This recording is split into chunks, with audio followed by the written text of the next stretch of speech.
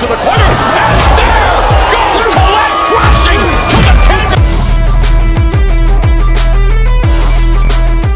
Alors, pendant que le monde se prépare à couronner le roi Charles en Angleterre, après la mort de la reine Elisabeth évidemment, les gens sont fâchés en Afrique précisément pour ce qui se passe en Angleterre. Avec le roi Charles, évidemment, on lui donnera une couronne. Vous savez comment ça se passe? Pour être roi, il faut avoir une couronne. La couronne d'Angleterre ou de la Grande-Bretagne, malheureusement, est une couronne garnie des diamants volés. Ouais, des diamants volés. Des diamants pris par l'esclavage, pris par la domination, l'impérialisme international. Des diamants qu'on a volés en Afrique et d'autres pièces de diamants qu'on a volées en Inde pour garnir cette grande couronne. Donc, les Sud-Africains sont en colère. Ils veulent le retour de leurs diamants chez eux. On dit le plus gros diamant du monde découvert en Afrique du Sud en 1905 a été donné à la monarchie britannique 2 ans plus tard et en sa possession depuis. Le diamant qui pèse 530 carats, 530 carats, a été découvert en Afrique du Sud en 1905 et présenté à la monarchie britannique 2 ans plus tard par le gouvernement colonial du pays. Alors sous la domination britannique. Donc un diamant de 530 carats découvert en Afrique du Sud en 1905, envoyé en Angleterre au nom de la monarchie, a été retiré des terres africaines depuis lors. Certains Sud-Africains demandent au Royaume-Uni de restituer ce gros diamant du monde, connu sous le nom d'étoile de l'Afrique, qui est serti dans le spectre royal que le roi Charles III tiendra lors de son couronnement samedi. Donc, le spectre est garni, serti d'un diamant sud-africain qui a été pris de 530 carats depuis l'autre. On dit que la monarchie britannique doit jouer son rôle pour rompre cette relation coloniale. Ça, c'est les gens en train de commenter. En reconnaissant le rôle qu'elle a joué. L'un des plus grands moyens de le reconnaître, c'est d'arrêter d'utiliser nos diamants sur leurs signes. C'est d'arrêter d'utiliser nos ressources lors de leurs cérémonies. Parce que nous ne faisons plus partie de l'Empire britannique. Donc, c'est un peu ça, les amis. Les Africains ou les Sud-Africains veulent leurs diamants. Vous venez chez les gens au nom de la conquête. C'était même pas la conquête, c'était d'abord pour prêcher l'évangile. À travers l'évangile, on a prêché la conquête. Bon, évidemment, on vient d'abord vous prêcher l'évangile, le christianisme. À travers le christianisme, finalement, on vient vous dominer. On prend tout ce qu'il y a chez vous, on vole. Mais jusqu'à aujourd'hui, on prêche la paix partout dans le monde. Respecter le droit de l'homme, la démocratie, la liberté, l'authenticité. Mais vous avez toujours des diamants qui appartiennent aux Sud-Africains. Sur la couronne, le signe de la royauté, des trucs volés.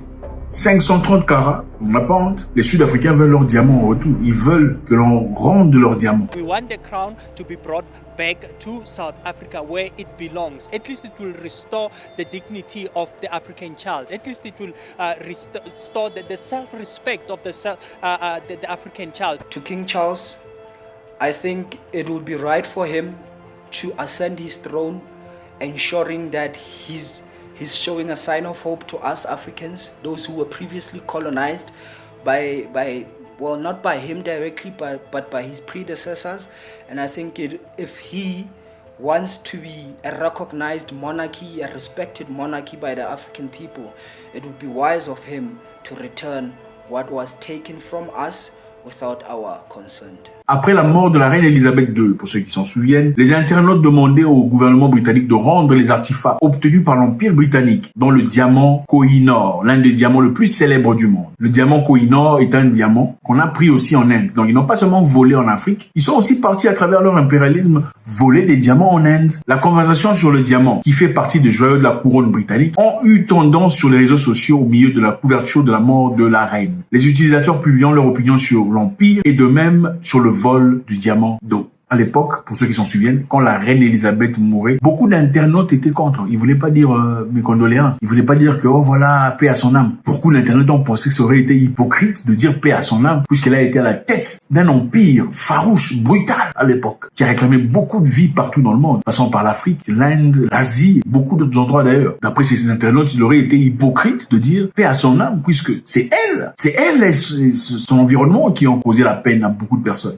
Une réplique de l'ensemble du diamant Koh-i-Noor, qui est à peu près de la taille du poing d'un homme, est exposée à Cape Town. Donc ce diamant est la taille du poing d'un homme. Imaginez-vous un diamant comme ça. Un diamant comme ça, une réplique de ce diamant de cette taille est à Cape Town. Donc, vous venez chez nous, vous prenez l'original, vous emmenez ça chez vous. Nous, on est obligé de fabriquer un réplica, fabriquer un truc là comme ça, machin, pacotille, pour représenter les diamants que vous avez volés chez nous. Pourquoi les Sud-Africains n'ont pas le courage d'aller mettre la pression chez les Anglais pour demander leurs diamants? Ou pourquoi les Anglais n'ont pas bonne moralité de dire finalement, écoutez, nous sommes vraiment dans le regret d'avoir persécuté vos peuples. Voilà votre diamant. Vous voyez, hein, la démocratie dépend de qui l'applique. La dictature aussi d'ailleurs. Donc si nous sommes conscients que notre comportement antérieur était vraiment vulgaire, et on dit nous sommes vraiment désolés pour tout ça, pourquoi vous ne rendez pas tout ce que vous avez pris? Pourquoi on ne rend pas tout ce qu'on a volé, les diamants, tout ça on ne rend pas? Mais on dit on est désolé. Oh, mais attendez. Pourtant chez les Juifs, vous connaissez les Juifs, eux quand on a fait des bêtises, tout ça là-bas, l'Allemagne a payé, hein, pendant très longtemps. L'Allemagne a payé dommages et intérêts par rapport à ça. Mais chez les Sud-Africains et les autres d'ailleurs, c'est juste bon, désolé, passons à autre chose, il faut oublier. Mais là-bas, eux, ils s'en souviennent, chaque année, ils ont une journée où il faut se souvenir de ce qui s'était passé sur eux. Ils disent, il faut jamais oublier, on doit continuer, il faut pour ne plus jamais que ça se répète. Mais vous, osez de parler de l'esclavage, osez parler de la colonisation, qu'est-ce qu'on vous demande de faire? Non, il faut oublier ça, la colonisation est finie depuis très longtemps. L'esclavage est passé depuis très longtemps. Écoutez, pourquoi vous êtes toujours coincés dans ces histoires? 2 poids, 2 mesures. Maintenant, on a invité encore une fois les présidents africains à aller en Angleterre pour cette célébration de Charles III, qui deviendra officiellement roi d'Angleterre. On a invité les présidents africains. Vous savez comment ça se passe quand ils vont là-bas? Généralement, on les prend, on les met dans un bus, taxi, brousse pour partir ensemble. Et aussi, comme ils aiment bien s'amuser, qu'est-ce qu'ils font? Mon frère, dans le bus. Au lieu de se comporter en gentleman, c'est ce qu'ils font. La fois dernière, on a pris tous les présidents, en tout cas les représentants de l'Afrique ont été placés dans un bus. En fait, on voyait ensemble. Pendant ce temps, il y avait le président Biden dans le cortège privé, il y avait d'autres présidents dans leur cortège privé, considérés totalement différemment des présidents africains. William Ruto du Kenya qui a récemment, exprimé son désarroi par rapport à cela. Il était mécontent en disant plus jamais on ne partira comme ça. Plus jamais on nous mettrait dans des bus comme des enfants. We have made the decision that it is not intelligent for 54 of us to go and sit before one gentleman from another place.